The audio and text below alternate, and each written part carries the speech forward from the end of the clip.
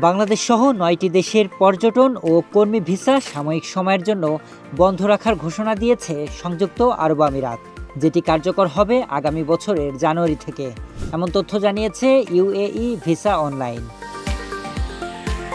বাংলাদেশ ছাড়া বাকি ৮টি দেশ Afghanistan, Libya, Yemen, Somalia, Lebanon, Cameroon, Sudan ও উগান্ডা। তবে এই নিষেধাজ্ঞা তুলে নেওয়ার ব্যাপারে ইতোমধ্যে বাংলাদেশ সরকার ও ইউএই কর্তৃপক্ষের মধ্যে আলোচনা শুরু হয়েছে।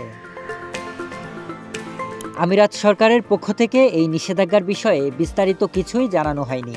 তবে বিভিন্ন সূত্রে জানা গেছে এই পদক্ষেপের পেছনে রয়েছে সন্ত্রাসবাদ বা অবৈধ কার্যক্রম থেকে বাসিন্দাদের সুরক্ষা, উপসাগরীয় দেশগুলোর সঙ্গে কূটনৈতিক উত্তেজনা এবং কোভিড-19 সংক্রমণ নিয়ন্ত্রণ।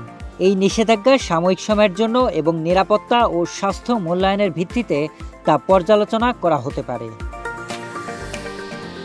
আমিরাত সরকারের এই পদক্ষেপের ফলে কিছু দেশের প্রবাসীদের জন্য কাজের অনুমতি নবায়ন এবং নতুন চাকরির আবেদন জটিল হয়ে পড়েছে।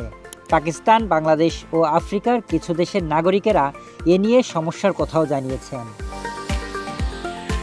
এদিকে ব্যবসা ও পর্যটন সম্পর্কেও চলছে ধীরগতি। তবে ইতোমধ্যে যারা বৈধ ভিসায় আমিরাতে অবস্থান করছেন তাদের উপর কোনো ধরনের নেতিবাচক প্রভাব পড়ছে না। এর আগেও ২০১২ সালের অক্টোবরে বাংলাদেশিদের জন্য সব ধরনের ভিসা ইস্যু স্থগিত করেছিল আমিরাত সরকার।